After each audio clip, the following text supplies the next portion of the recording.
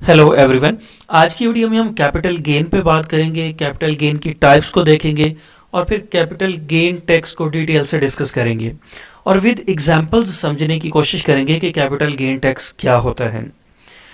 Capital gain tax या capital gain के concept पर बात करने से पहले हम तीन वर्ड्स का मतलब देखते हैं कि कैपिटल का मतलब क्या होता है, गेन का मतलब क्या होता है और टैक्स का मतलब क्या होता है। प्रीवियस कुछ वीडियोस के अंदर हम बार बार टैक्स को डिस्कस कर रहे हैं कि टैक्स क्या होता है। Tax is the mandatory financial obligations imposed by the government.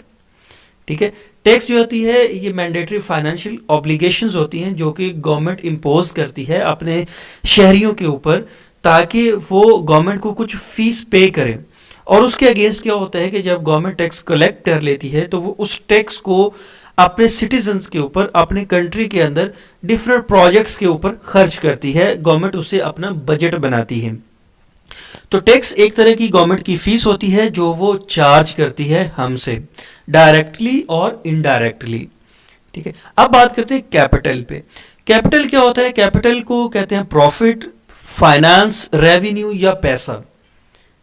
ठीक है, आपके पास अगर पैसा है, फाइनेंस है, रेवेन्यू है, प्रॉफिट है, तो इसको कहते हैं कैपिटल। अब आता है गेन। गेन है कि आपका रिटर्न फ्रॉम इन्वेस्टमेंट, कि आपने किसी जगह कुछ इन्वेस्टमेंट की और उससे जो कुछ आपको हासिल हुआ उसको कहते हैं गेन। या आपने उससे जो अर्न किया या आपने जो इनकम वहां से जनरेट की उसको कहते हैं गेन। या जो आपने प्रॉफिट रियलाइज किया इसको कहते हैं गेन। ठीक है, कि मतलब जो आपने पैसा कमाया उसको कहते हैं कैपिटल गेन। आपने कुछ इन्वेस्टमेंट की, उससे जो आपने पैसा कमाया उसको कहते हैं कैपिटल गेन। और उस जो आपने पैसा कमाया उसके ऊपर जो गवर्नमेंट को आपने टैक्स पे करना है, ये जो गवर्नमेंट उसके ऊपर टैक्स लगा देती है, इसको कहते हैं कैपिटल गेन टैक्स। ये तो सादा सा मतलब था कैपिटल गेन टैक्स का। अब हम आगे इस पे बात करते हैं कि इसकी डेफिनेशन देखते हैं। Capital gain tax is defined as the tax levied on the profit earned from investment when the investment is sold। इसका आसान सा मतलब ये है कि आपने कोई इन्वेस्टमेंट की, उस इन्वेस्टमेंट के ऊपर जो आपको प्रॉफिट मिला जब आपने उस इन्वेस्टमेंट को बेच दिया। आपने किसी चीज़ में इन्वेस्टमेंट की, ठीक है, और फिर आपने उसको बेच दिया। मतलब आपने पहले कोई चीज़ खरीदी, अपने पास उसको रखा, फिर आपने उसको प्रॉफिट में बेच दिया। तो अब आपने जो प्रॉफिट अर्न किया है ना, इसके ऊपर जो गवर्नमेंट टैक्स लगाती है ना, इसको कहते हैं कैपिटल गेन टैक्स। आपने जो प्रॉफिट अर्न किया उसको कहते हैं कैपिटल गेन। मतलब आपने एक इन्वेस्टमेंट की, सपोज आपने एक घर खरीदा 5 लाख रुपए का, आपने एक साल के बाद उसको 7 लाख रुपए में बेच दिया। तो ये 2 लाख रुपए जो आपने प्रॉफिट अर्न किया है ना, इसको कहते हैं कैपिटल गेन। और इस 2 लाख के ऊपर जो टैक्स आपने गवर्नमेंट को देना है ना, उसको कहते हैं capital gain tax. I hope you understand. अच्छा, इसकी नेचर क्या होती है? कैपिटल गेन टैक्स जो होता है ना, ये डायरेक्ट टैक्स में आता है।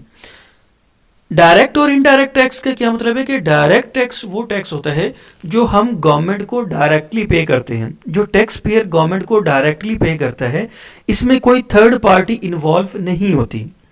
जबकि जो इनडायरेक्ट टैक्स होता है ना, वो टैक्स पेयर इनडायरेक्टली गवर्नमेंट को पे करता है, उसमें थर्ड पार्टी इन्वॉल्व होती है। तो ये जो कैपिटल गेन टैक्स है ना, ये डायरेक्ट टैक्स है। जब भी आप अपनी इन्वेस्टमेंट को बेचेंगे, वो हम आगे बात करते हैं, तो उसमें जैसे ही आप ट्रांसफर करेंगे ना, तो वहां पे आपको ये टैक्स पे करना पड़ेगा। तो इसलिए ये है डायरेक्ट टैक्स। अच्छा, जो कैपिटल गेन टैक्स है ना, ये जो आपको कैपिटल गेन हासिल होता है ना, ये कहाँ से हासिल होता है? कैपिटल गेन हमेशा कैपिटल एसेट्स के ऊपर मिलता है। कैपिटल एसेट्स कौन से होते हैं? कैपिटल एसेट्स में वो चीज़ें आती हैं जो कि इमूवेबल हों, जो कि मूवमेंट ना करती हों, लेकिन वो बहुत प्रीशियस हों, बहुत हाई वैल्यू हों, बहुत कीमती हों, उनको कहते हैं कैपिटल एसेट्स। और कैपिटल गेन टैक्स जो होता है ना, ये हमेशा कैपिटल एसेट्स के ट्रांसफर के ऊपर लगता है। मतलब और कैपिटल एसेट्स में क्या चीज़ें आती हैं? प्रॉपर्टी आती है, क्योंकि ये बहुत हाई वैल्यू होती है। ज्वेलरी आती है, एंटीक आती हैं, हाई वैल्यू पेंटिंग्स आती हैं।